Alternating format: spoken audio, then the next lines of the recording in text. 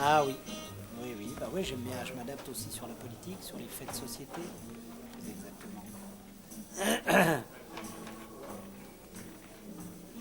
Vous avez un discours très, très mordant pour les hommes politiques, le monde politique.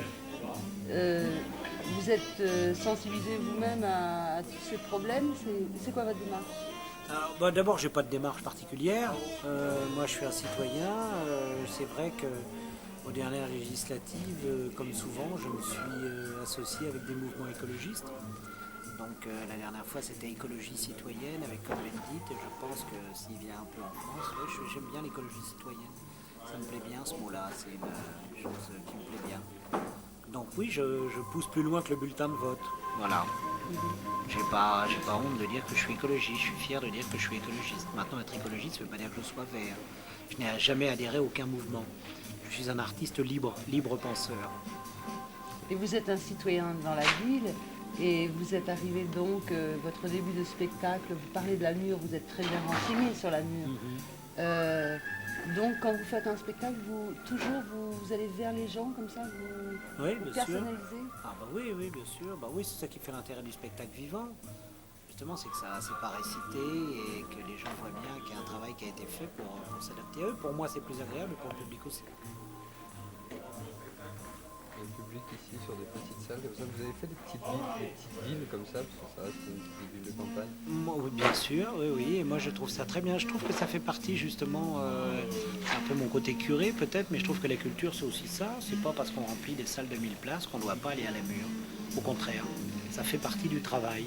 C'est ça aussi, la culture. Et beaucoup de mes collègues se contentent de prendre l'argent, de faire des grandes salles et de ne pas faire ce qu'est la culture, c'est-à-dire d'aller dans des petites salles où, justement, pousser les gens à venir, à s'abonner, comme je dis, il faut s'abonner, c'est important. C'est ça, ça fait partie de mon travail, moi, je trouve.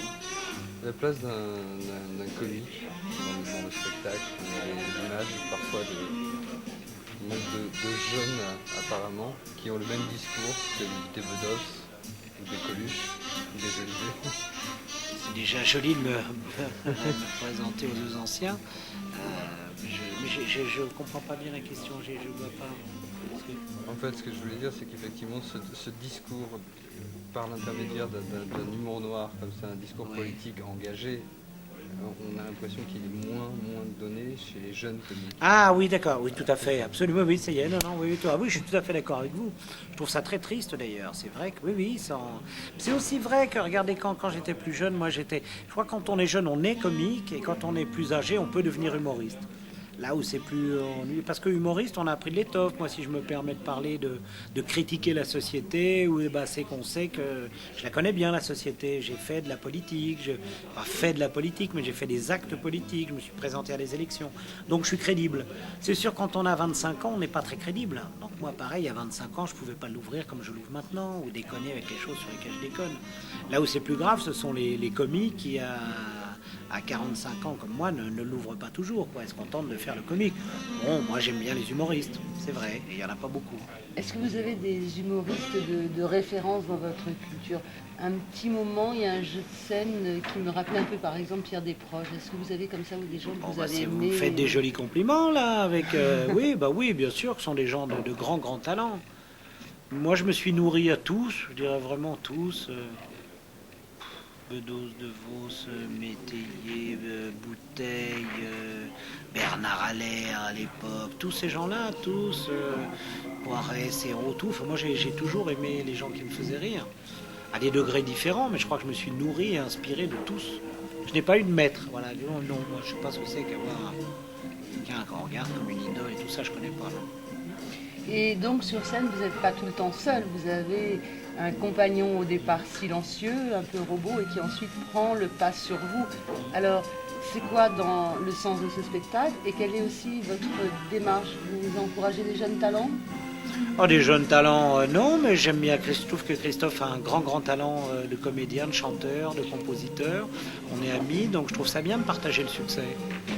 Moi, je trouve ça important, c'est vivant, encore une fois, toujours pareil, puis il faut partager le travail. Puis ça m'amusait aussi de l'idée d'un mec qui venait me piquer ma place. Voilà, donc j'essaye de mêler toujours les trucs de la vie de tous les jours dans le spectacle pour que ça intéresse les gens.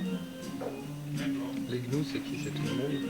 Bah, exactement, moi aussi. Parce que j'essaye d'être sincère, je suis gnou aussi quand je vais voir Titanic.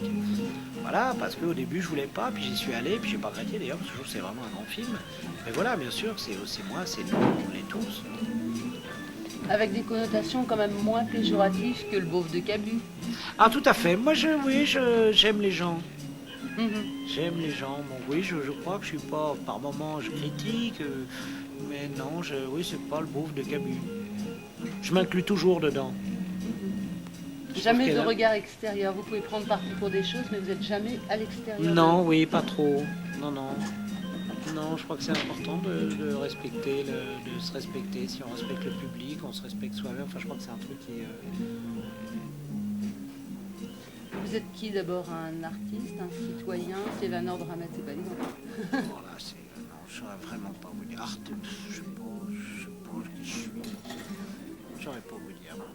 Qu'est-ce qui vous a amené à faire de la scène? Vous aviez des choses à dire? Certainement, ouais.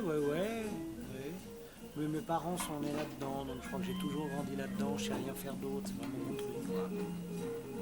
C'est vraiment mon truc. Écrire des histoires, raconter des histoires, c'est ce que j'aime.